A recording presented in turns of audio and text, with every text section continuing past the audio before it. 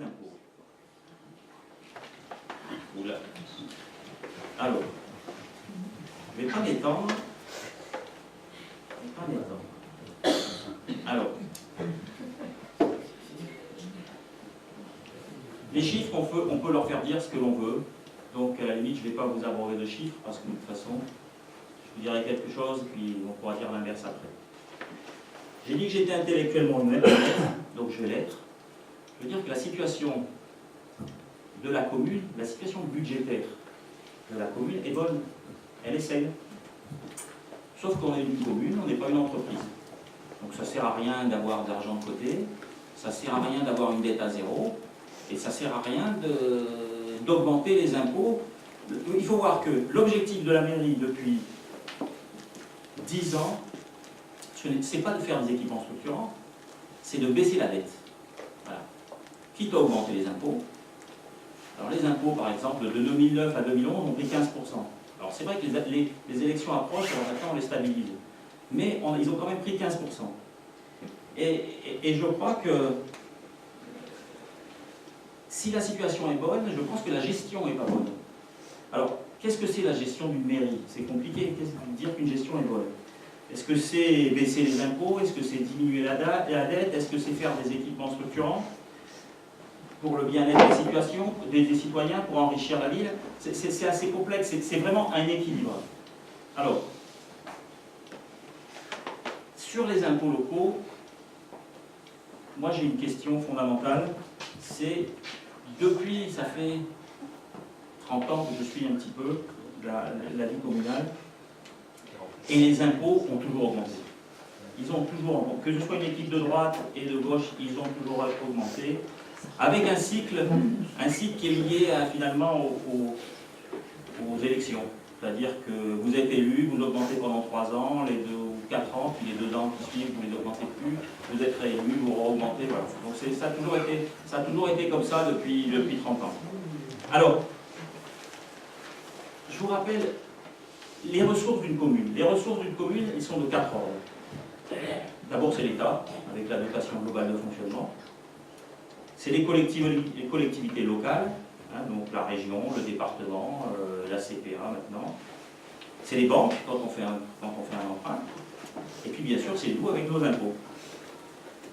Alors, sans rentrer dans les détails, l'ensemble des maires sont unanimes pour reconnaître que la participation de l'État depuis des décennies, hein, depuis que j'y suis, n'a fait que décroître, ça c'est clair, alors que les transferts de charges vers les collectivités locales se sont accrus. En résumé, il ne faut pas attendre trop de salut de la part du côté de l'État.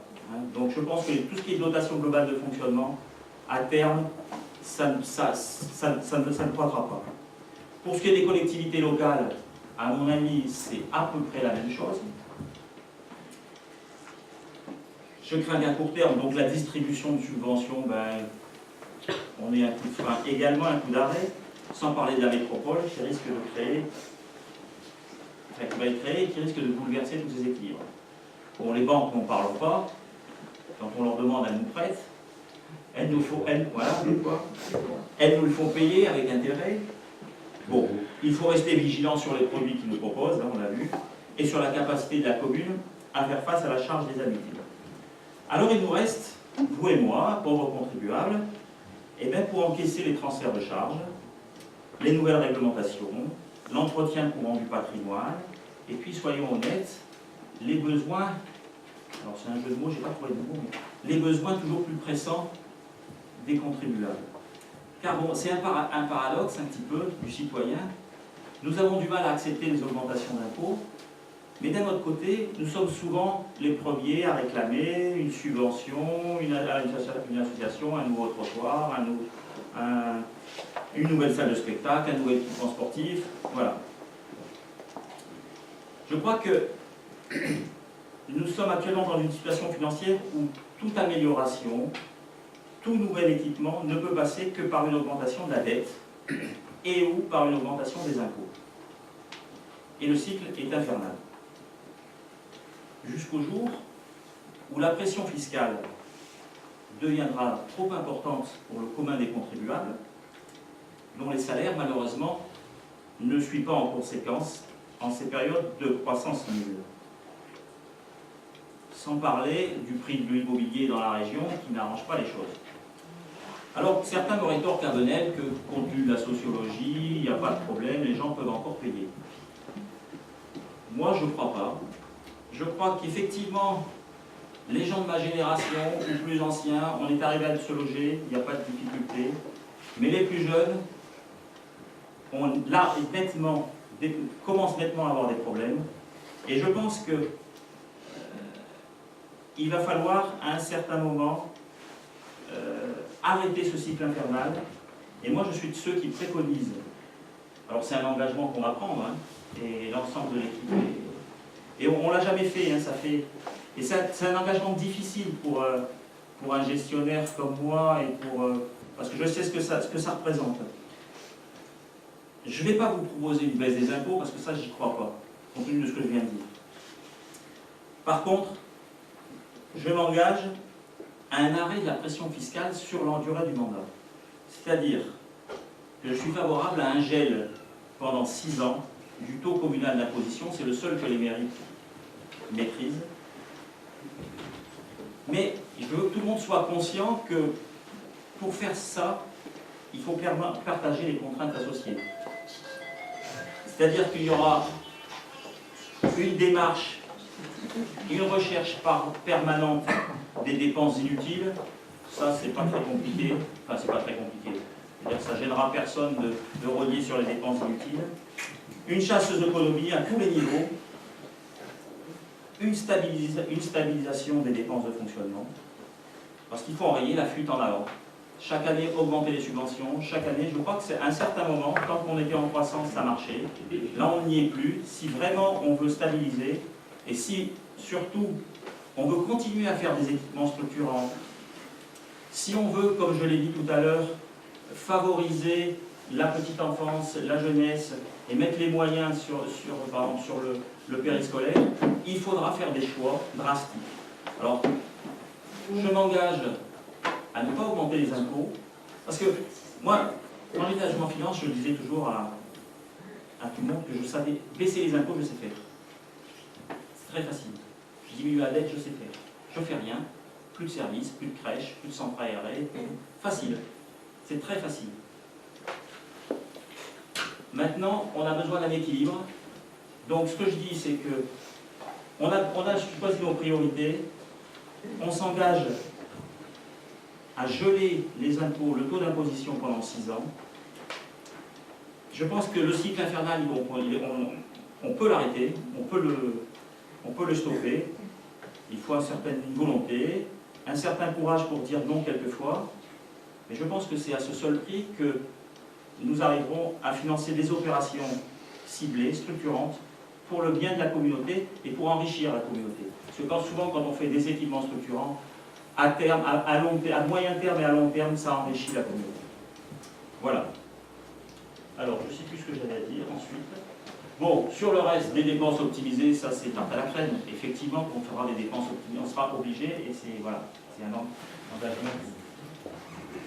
Bon, ça c'était un exemple d'économie. Faire et défaire, la politique gadget, voilà. C'est pas mon genre, donc bon. Hein, une place qui a été refaite 3 fois, des études réalisées, voilà, au lieu des Michelons, hein, vous savez les Michelons, ça a coûté, on a fait que des études parce que je crois qu'ils ont abandonné également le projet, hein, je crois que le quartier durable est abandonné, donc je ne connais pas le montant des études, mais ça représente quelque chose. Hein, quelques points, à mon avis, quelques points du taux d'imposition. Ça, peut-être les gens ne savent pas, c'est la certification environnementale du 14001 de la Régie des eaux qui a coûté, qui a été faite. On a beaucoup fait de publicité, on a beaucoup parlé, puis au bout d'un an, pof, comme on n'a rien fait derrière, on l'a perdu. Voilà. Donc voilà. Un PLU qui a à faire, à refaire. L'agenda 21, j'en parlais tout à l'heure, apparemment l'agenda 21, je pensais à tort que c'était un travail qui avait été fait en concertation avec toutes les associations, que tout le monde était d'accord sur les actions, il est sorti. Bon, j'ai eu quelques réactions. Bon, apparemment, il y aura peut-être quelque chose à refaire. Mais là aussi, c'est des efforts qu'il faudra reprendre. Voilà. Donc, c'est tout ce que j'avais à dire là-dessus. Voilà, ça c'est... Les petits dessins, c'est mon ami Alain Foris. Si vous avez des... il est très très bon. Voilà. On essaiera de travailler autrement, hein, j'espère que je vous aurai convaincu. Alors, on a beaucoup de projets. Alors, je ne vais pas rentrer dans le détail. Sur la vie au quotidien, donc on a quelques idées pour faciliter finalement le service rendu aux élèves, avec un guichet unique ou un accueil unique. L'enfance et la jeunesse aussi, j'ai quelques projets. Je crois qu'on aura un gros chantier avec les activités périscolaires, mais on a pas mal d'idées aussi pour favoriser. C'est symptomatique quand même, hein, la jeunesse. Vous voyez, la salle, les jeunes ont du mal à s'engager en politique et c'est dommageable. Je pense que c'est dommageable. Je pense qu'il faut trouver quelque chose pour les attirer. On a un peu de mal. Vie sociale, solidarité, culture et patrimoine. Culture, je crois beaucoup dans le pôle associatif et culturel. Alors, je n'ai pas dit grand-chose dessus, mais c'est un ensemble qui sera évolutif, modulable, qu'on fera en fonction des moyens que l'on aura, mais qui intégrera à la fois, à la limite, des simples bureaux administratifs pour accueillir les associations qui veulent mettre leur siège social, mais aussi des locaux d'activité,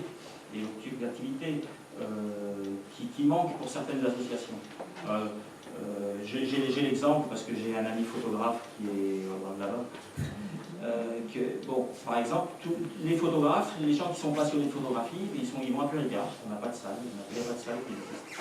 Pour les jeunes, des salles d'enregistrement, de répétition, ça c'est une forte demande, et je pense que c'est ce genre de locaux qu'on essaierait d'intégrer dans ce pôle.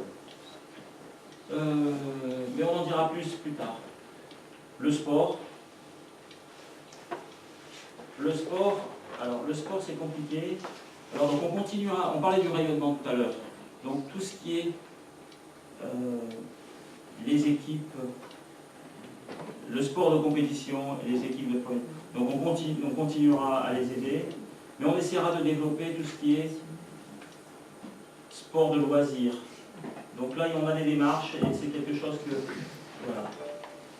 Vie associative, on en parlait avec le pôle associatif. La sécurité. J'ai rien mis à la sécurité.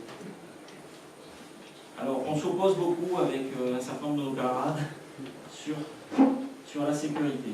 Alors, on a une position, par exemple, sur les caméras de surveillance. Alors, les caméras de surveillance, il y a les pour, il y a les contre. Il y a ceux qui ont des positions dogmatiques. Je veux dire, c'est quelque chose, il faut être clair, j'en ai discuté avec les gendarmes il y a quelques jours. C'est un outil qui aide beaucoup, mais pas dans la prévention, derrière pour résoudre les problèmes. Mais en termes de prévention, finalement, ça ne sert pas beaucoup. Les gens qui veulent vous cambrioler, ils vous cambrioleront pareil. Par contre, peut-être qu'on les arrêtera plus facilement, qu'on les libérera aussitôt, peut-être aussi facilement. Alors, là aussi, on est garant des deniers des citoyens.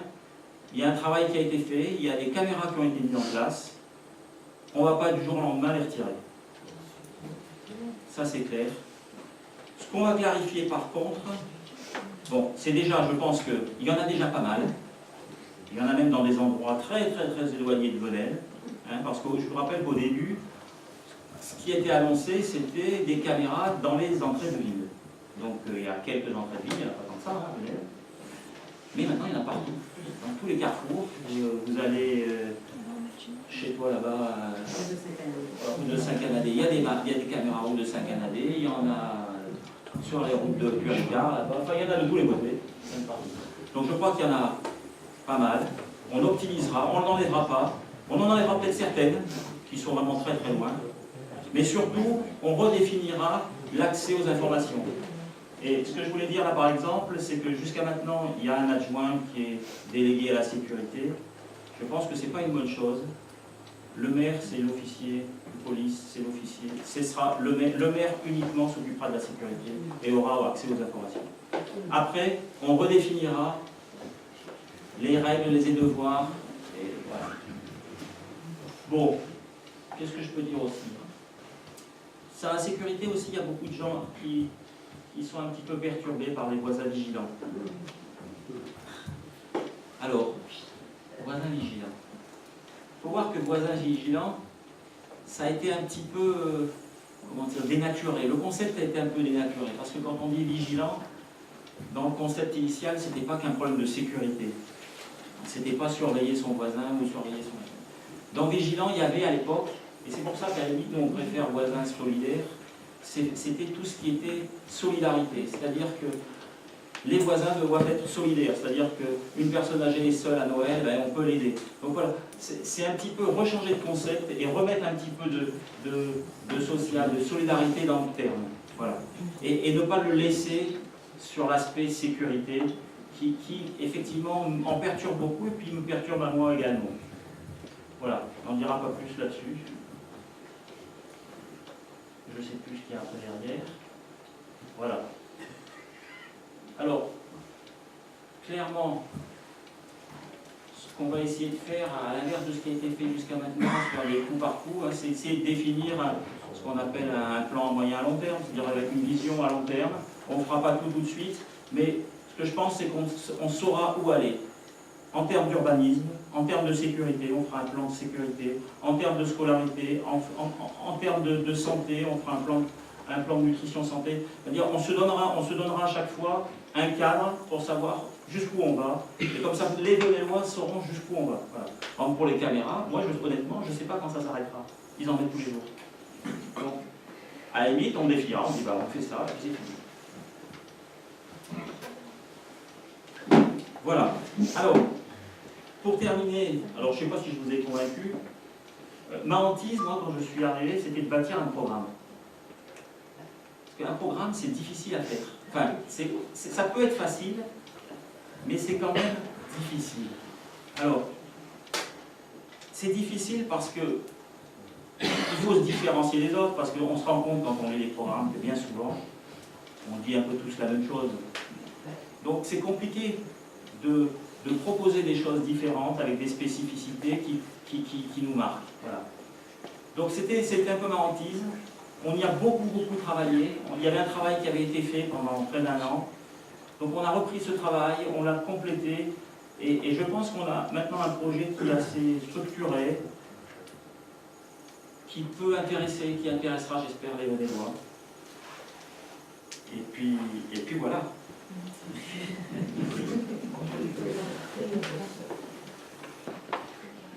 J'espère vous avoir convaincu. Je vous donne rendez-vous le 13 février. On saura peut-être un peu plus, on vous en dira un peu plus. Là, on a survolé un peu tout. On essaiera de faire peut-être des sujets plus thématiques. Donc on prendra plus dans le détail sur certains sujets. Voilà. Encore une fois, je vous souhaite, je vous présente tous mes vœux pour cette nouvelle année. Et puis, voilà. Et puis voilà.